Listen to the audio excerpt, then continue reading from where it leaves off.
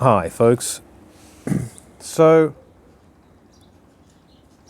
I watch Seinfeld from time to time. It's rather silly and whatever it is, but anyway, the relationship between George and his father, Frank Costanza. It seems that George had a very troubling childhood where, his parents were always arguing, where, they just seemed to be really unusual people, but not in a very healthy way. And a lot of pressure on George to be successful, and by telling him at the same time what a loser he is, how he can't amount to anything, and whatever it is. But that's also more of his latest, but also in his childhood, like when they go back, in time and you hear the voices of his parents talking to him. And, there's a scene in particular when it's an episode called, I don't know what it's called, but it's called Festivus, right? Not the episode, but Frank Costanza doesn't believe in Christmas because he thinks it's too commercialized. And so what he does is he invents his own holiday called Festivus.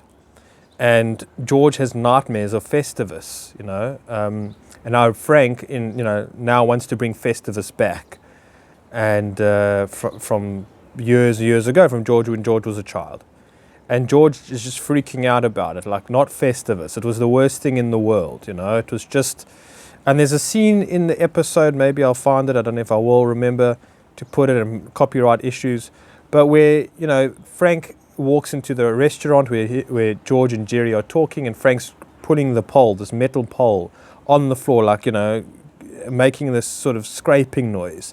And George hears that, and you can see he's like, oh no, Festivus, or whatever it is. And Frank says, George, it's your heritage, or something like that. It's, whatever. And it's like, I think, and then George thinks back of times when, of Festivus. It's starting to rain here quite heavy. And it's been raining here most of the day. And so George has a sort of memory recall, and then he hears his mother and father screaming at each other, and, Frank saying, sing it, George, sing the song, sing the Festivus song. And he's saying, no, I won't. And the mother's saying, you're killing him. And the soundtrack is just laughing, it just sounds as funny. Frank is a strange character, George is strange, and this is seen as humorous. And there's a big problem in that, to be seen as humorous. I remember, when I used to watch Friends with Monica and her father and Ross, because they were their brother and sister. Then Monica's the Gellers, that's it, the Gellers. And Ross seemed to be the favorite child, the sort of the golden boy. And Monica was seen as a sort of fat, plumpish, just sort of very, can't compete with Ross, hasn't got his intelligence, hasn't got his, she's not a higher achiever or something like that. And I think it's starting to hail.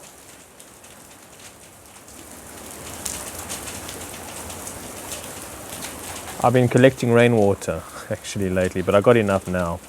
And so, and it's funny, it's seen as quirky, it's seen as humorous, if you think about the relationship between Bart and Homer, right?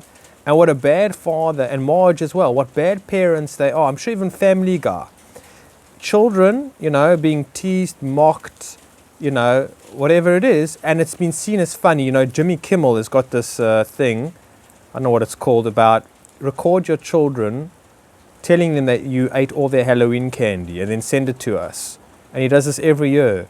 And I don't watch it, but I've seen Paul Romano, Pockets of the Future, his YouTube channel, he gets into this, and he shows the clips and how insidious and horrendous it is, and how irresponsible and just disgraceful that it is, that these parents are doing this to their children, and their children are crying, some of them are screaming, some of them, shout back at their parents, swear at them, hit their parents, whatever it is, and this is seen as comedy.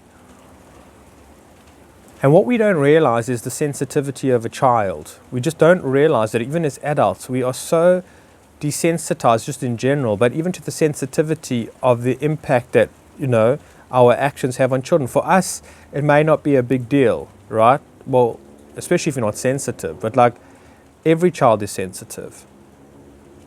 to the world means everything to a child. A raised voice is the scariest, frightening thing to a child, but not to an adult. I mean, it can be scary at times. It can be awful, unpleasant, but for a child, it's almost like life or death. It's a whatever. And so children are highly vulnerable and they're highly sensitive. And today's adults, there's such a thing because there aren't really any adults, have no idea about this. They have no idea. They have no awareness of it. Well, maybe they do, but they just choose not to see it. Parents, they let their children watch like age restriction movies, and the parent can see that there's violence going on, there's sex going on, there's swearing, and they just, if the children are entertained. They have no idea how this is impacting on children at all. But the thing is, what's troubling in our culture in times is that it's to be a delinquent father, right? Like married with children. I think Ted, whatever, I can't remember whatever his name is, but to be a delinquent father is funny on your children. To be that kind of father. And you know what, folks? We all had a friend where the father or the mother was peculiar and, had certain character traits and, whatever it is, quirkinesses that we used to tease our friends about. My cousin, his father, so many of these quirks, and it ruined my cousin. There's no question about it. I mean, it wasn't a laughing matter. His father would be very nasally, very, very nasally and very monotone. Is it monotone? And also would kind of, hello, his words would, I don't know, I'm tired, folks. I've done a recording already for an hour today, but I just wanted to cover this. And so, and we would tease him about it. Hello, anybody home?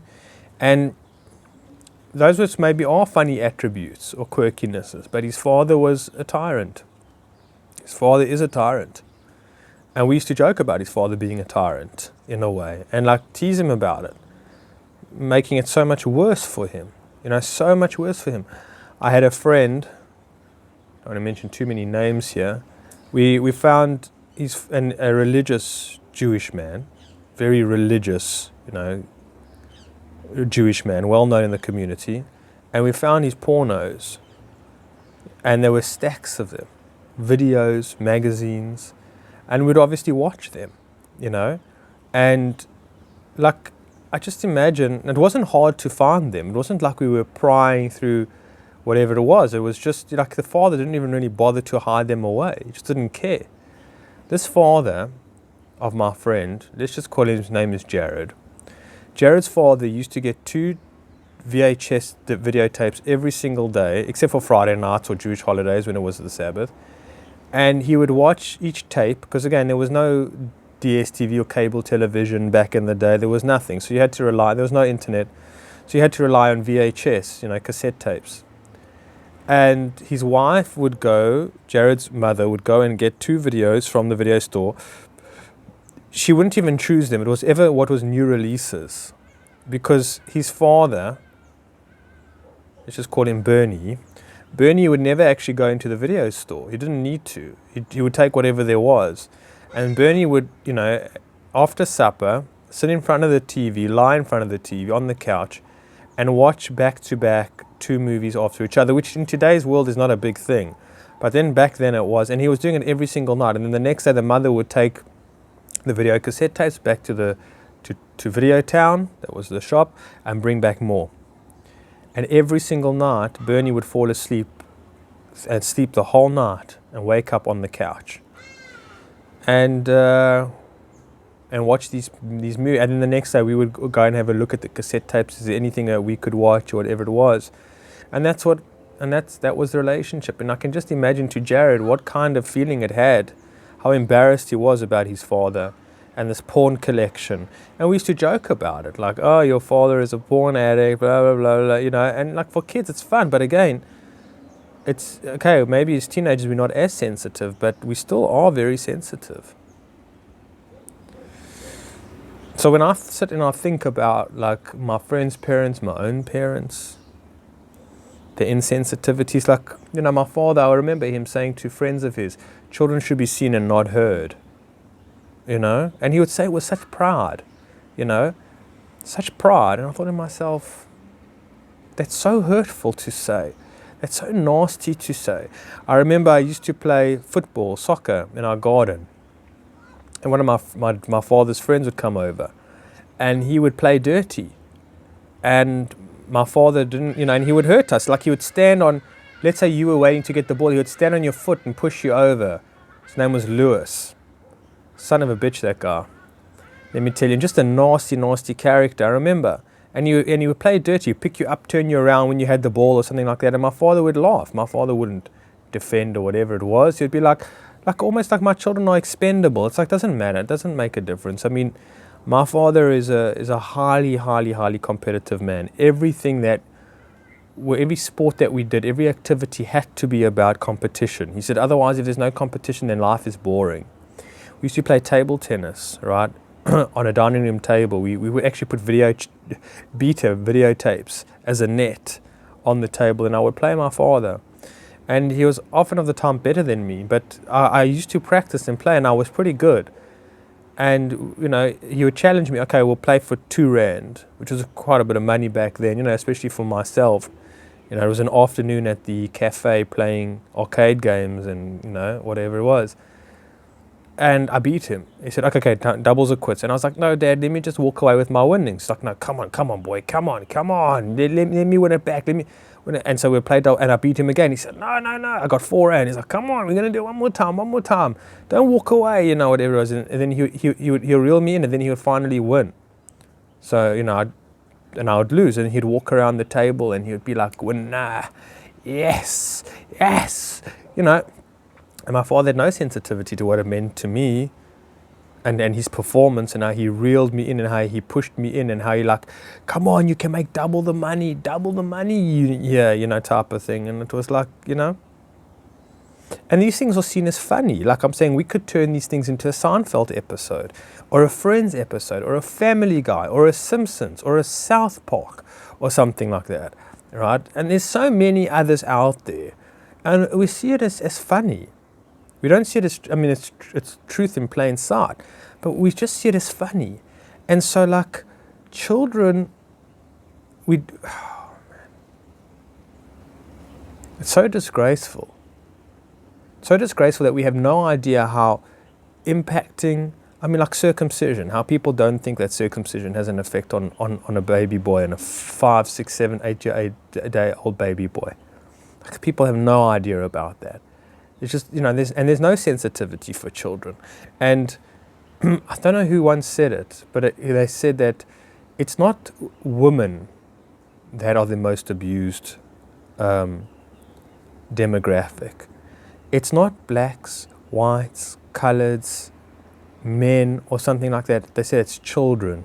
Children are the most badly abused, taken advantage of, manipulated demographic, if you want to call it, or something like that. And it's true. It's true. You know, it's absolutely true. And so, I don't know really what I wanted to say, but again, a lot of us had very, very, very difficult childhoods. If not all of us had very, very difficult childhoods because we're sensitive people. We're sensitive souls, right? And born into an indifferent world with an indifferent family, you know? And again, how many of our own personal struggles have been with our family members to try and see what they've done to us or try and help them see the people that we really are? You know, for myself and my father, he still sees me as a 22-year-old or 19-year-old young lad that doesn't know what to do financially or is very irresponsible or can't think for himself or make decisions for himself. You see, he has these moments, you know, where he's very much like that, especially like if he's at the office or it's a work day week or something like that. Like now, I just got off the phone to him. And now he's like, because he's a CEO of a big business, now he's like, you know, the president in a way. And it's like the questions that he'll ask. And that's it. Like, and to him, I'm just another employee in a way, even though I'm his son. But it doesn't matter because he's just in that boss mode. So everybody is employee or staff to him in a way that, you know. And so, like, I have a very hard time because my father's very inconsistent. Like, one day I will go to his house when I'm up in Joburg and it will be a Sunday and he'll be relaxed. And there's not much else pressure going on, and he'll be quite focused and interested in what's going on in my life, and I'll tell him whatever it is. But the next day he's just somebody else completely different, and he's insensitive. And I used to learn the mistake of being vulnerable, like when I had a good, not vulnerable but open, like if I had a good chat with him on Sunday, and it was open, it was nice, and I felt inspired. Like then Monday came and I was like sort of just, I was very laid back, and I've just been burned so many times, with that, and only to find out it's like, oh, here we got the big boss is back, type of thing. The boss is the king is on his throne, type of thing, and I find it very difficult. I don't even know how to play that game. I don't know what to do. I don't know how to be. I don't know. Like, because to me, you're another human being. You're my father by blood, and whatever it is. And then I respect that, right? But I don't know who, how to be or what character to play. I don't know who you're going to be. And I'm sensitive, and maybe that's just is your way. Maybe you ask too personal questions about my finances where it's none of your business really, but you're doing it because you care for me, right? Which again, I think it's more so because he doesn't want to worry about me. I find my father borderline narcissistic. So a lot of the things that he does is like, so he doesn't have to worry about me, right? Are you okay? Are you taken care of, or whatever it is? Have you got enough? Okay, then I don't have to worry about you. Check. I've done my father duties. Check, type of thing, But he doesn't know who I am. Like he'll say to me often, "So when are you getting married?" And I'm like, "I just love to dance at your wedding." And my older brother will be like, "Yo, but there's nothing wrong with that. He's your father." I said, "But I don't want to get married. Marriage is not for me. Not only that, but he wants me to marry and only marry, if I'm going to get married, a Jewish girl. I'm not marrying a Jewish girl. I don't. Are you crazy? I mean, I'm not getting married, I don't believe in it. It's not for me. I'm not saying it's not for everybody. It's not for me. But just do me a favor. I'm not interested." And I've told him about these things in a way. And also, like, if I had to marry, where am I going to find a Jewish girl? I mean, do me a favor. I can't even find a like-minded soul in wherever I'm at. I'm saying a kindred spirit or something like that. Can't even find it. Jewish girl from the hood, I'm saying from the ghetto in a way. I don't know, do me a favor. It's just completely unrealistic. And so that's it. So he'll put the pressure on me, to be like, and he'll say, "So when are you going to do that?" And I don't mind, even if she's, and I'm like, no, you're way off. You're way off. And on so many levels, it's just so way off. But the thing, and so I got to fit into his sort of narrow perspective of me, the perspective that he has from his level of consciousness, from his level of where he feels safe, and whatever it is. And so again, having to fit into a role, play a character, and then you realize, like, is that what the relationship is? That the relationship what it's based on? Is that what kind of relationship it is? That it only works in regards to sort of certain scripts, certain, not certain, but a hell of a lot of conditions. There's so many conditions to it, right? Depending on your mood, and I need to read your mood, because of course that's how it was. When my dad came home from work or from synagogue or wherever, it was always reading his mood, checking him out, because he was not consistent. So you're not sure how he's going to be. So you worry, like, oh my word, what am I up against here? Type of thing. And so it's very, very, very difficult, And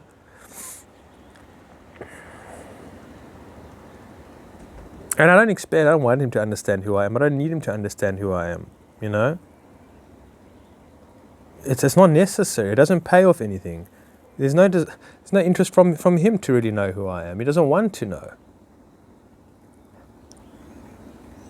So again, I got no beef in that way. I've got more despair, I've got more sorrow about it, because at the end of this life, it's like, well, what kind of relationship have I had with my father?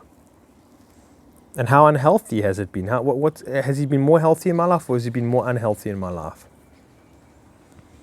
And I've got to look at that, and all of you folks as well, all of us have got to look at the people in our lives and be realistic about it, And whatever it is, don't fool ourselves. Let's not kid ourselves about all of this type of thing. I don't know. And again, having to feel like we need to squeeze ourselves. We don't even realize it because we're in the world of it so much. Like Truman doesn't know that he's in the Truman Show. for however many years of his life.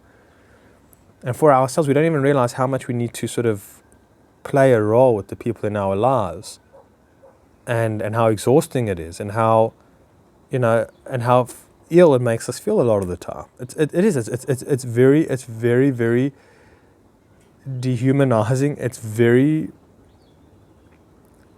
hurtful. It's very sorrowful. It's very painful. It's very painful. It's very lonely, because the more conscious you become, the more appalled you are, the more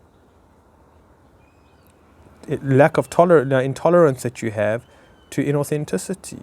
The more it's just vile. The more you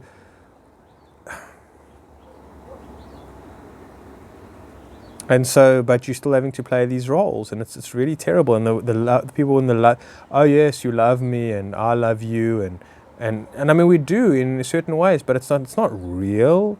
It's not real. This is not a real father-son relationship that I have with my father. This is not it. If I believed that this was it, then I'd be in a lot of trouble. But this is not it. This is certainly not it. This is no way as if I had a son myself that I would behave. So I do have certain requirements. And if you're going to be in my life, I have certain requirements. And as much as you have certain requirements, right? And that's to be real, and that's to be authentic. And so we're just playing roles, just by blood, just by happenstance or whatever it is. Yes, there is a higher cosmic purpose and reason for the people in our lives, the family that we've chosen to incarnate into, etc. There is a lot, there's no question about it.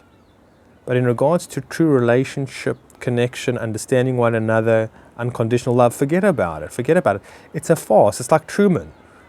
His best friend, what is his best friend's name? Can't remember his best friend's name. Anyways, he's not his friend. Truman's wife is not his wife. They're all actors. It's not real. Even Truman's mother is not really his mother. I mean, she is. She plays the part of his mother, and she did raise him. But they're strangers to one another. Truman doesn't know his best friend, and they don't even really know Truman, because they're not willing to know the parts of him and entertain the parts of him and accept the parts of him. They want something different. They want to explore. They want to be adventurous, that has questions. They don't want to know that part of him. Truman, we only want to know the part of you that is cyclical, that is predictable, that is controllable. That's the only part we want to know about you, son. That's the only part. Otherwise, the rest of you, is not acceptable, is not tolerable. And when you come to us and you try and want something more, then we will hunt you down. Hunt you down, yes. Towards the end of the Truman Show, when they're looking for Truman, and those friendly dogs that always jump on him every time he leaves his house in the morning, all of a sudden become these ravage, like, and they're all looking for him, and they're not looking for him in a kind way, for his concern. Where are you, Truman? We're so worried about you. Your world's falling apart, man. You're going through an absolute crisis here, right? I mean, everything is a lie. You've been turned upside down. They're not coming to him with love. They're not coming to him with sympathy, understanding, sensitivity, and they know the jig. They know it all. They're coming to him to hunt him down, because everybody's got an investment in Truman staying asleep, and they're going to hunt him down. And that's exactly what it is. We'll put you right back in your place, my man, thinking that you'll try and escape, whatever it is. We'll be as friendly as we need to be when you're playing your role. We'll be as funny, wild, clever, whatever it is. We'll be your best friends, your mother, your father, whoever you want us to be. We'll be there for you, as long as you're playing your role, son. But as soon as you step out of that line, it's off with your head. It's off with your head. Literally. Look at Christoph. Christoph was prepared to kill his only son. Which is important, metaphoric and symbolic in many ways. But that was it. It's like you try and you break the routine. You want to leave Plato's cave. You want to wake up from the matrix, my boy, my man. You're going to get what's coming to you from the very people that you love in your life. That's just how it goes. That, I think, is one of the most sort of carpet being swept from under your feet moments, one of the most psychedelic moments that you can get, in that way. Not only psychedelic, but I'm just saying more as alarming, as traumatizing as it is that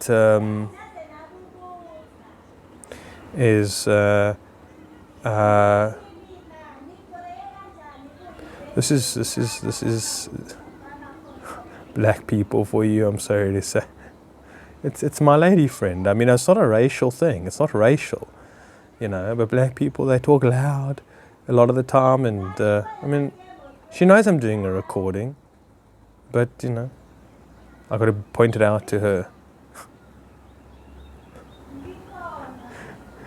But it can get annoying, let me tell you. They're loud people. They're loud, and they don't. I mean, when also you're brought up with 5 people in one house with 2 bedrooms, you make whatever noise you can. That's just how it goes. Your next door neighbor playing music at 3 a.m. in the morning. But it's a big problem. It's a big problem. They don't understand other people's places, boundaries, many things. There's a lot to be said in it. Anyways, what was I saying? I got distracted now. About the matrix, knowing your part. So the biggest thing is when you realize that your family members are the ones that are going to hold you back the most, to a certain degree, or keep you in your place, let's rather say, right? Your friends, your so-called friends, all of those people, to a certain degree, and depending on how strong you are, and depending on your age as well, but also depending on how strong you are, because if you're not strong, then they will put you in your place 9 out of 10 times, and that's what my family used to do to me. I was more susceptible to it, I was more programmed to it, but now they do it, but maybe to a 10% as opposed to, let's say, 90% or something like that. So, the more you know yourself, the more you know your truth, the more Dad, I'm not 18 years old anymore, right? Jeez. I mean, there's no comparison, but where you were at my age, and do me a favor. Sure, business-wise, you're a guru, right? There's no question about it. I mean, no, he's well known. He's a highly successful businessman. There's no question about it, and I can't compete with that at all. Hats off to you. But come play in my world, and let's see how that shoe fits. I'm saying, let's see how well you do, or whatever it is. And so, we each have our qualities, we each have our strengths. But again, for my father, does he see my strengths as being a conscious individual? Psychedelic individual? He doesn't even understand that.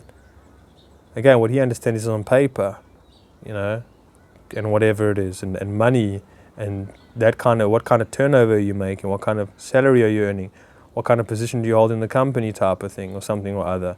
He doesn't understand the philosopher that I am, if you want to call it, the deep thinker that I am. He doesn't understand that. Again, it's not in his not dictionary, there's another word for it, I can't think of it. But anyways, I'm just going on here. So I think that's more of alarming things when you realize the people in your life, are not happy about you waking up, not happy about you questioning whether masks are necessary, or whether there is such a thing as CV or something like that, or whatever it might be, right? Anything that's out of the box, or even just pointing things out to themselves about themselves. You look at them and be like, that's like your 10th cup of coffee, Ma, and you're putting 2 teaspoons of white sugar in there. I think it's a little bit much, and not from a controlling point of view. It's like, hello, wake the hell up, man. Wake the hell up. I want to see you live into your 90s. I want to have a good, healthy relationship with you, not one that's based on you. If you haven't had a cup of coffee in the last hour, that you're frustrated and mad and angry and whatever it is. And I don't want to see you dependent on anything. I want to see you empowered. I want to see the beautiful creature, the beautiful soul that you are. And that's what I want from people. It's not like I want them to be like me. I just want them to be self-actualized, to fulfill their potential, and do what they're needing to be doing, playing their part, fulfilling their destiny, not just being a robot or something like that.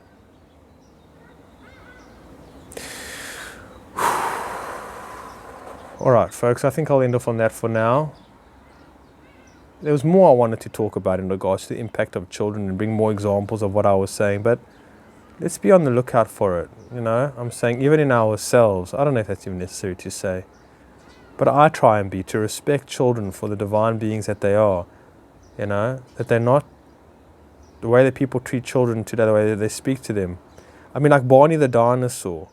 I would never let my children watch Barney the dinosaur. Now you might be like, well, Aaron, you're such a square peg or something. I'd never have one of these television shows that's going, hi kids, welcome to Scrappy's world, woohoo!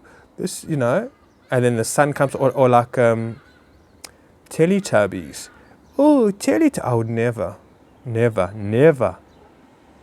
What bullshit is that? Or like, you know, here's Waggy the dog. Hello, Waggy. Like, don't. No.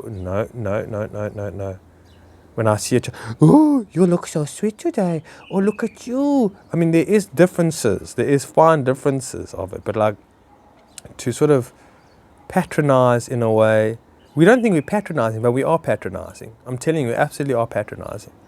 When we talk to children as if they're stupid, as if they're like, you know, it's okay to talk to a dog like that because a dog doesn't know any difference. The dog just gets so excited. It's like, oh, it's so good to see you, Oscar. You are such a and they love it. And to children, but I mean, there's a fine difference, folks. I don't know if I'm making sense, but like, I don't know. Anyways, I'm very tired. I love chatting though, it's great. But thank you for taking the time. We'll chat soon. Take care.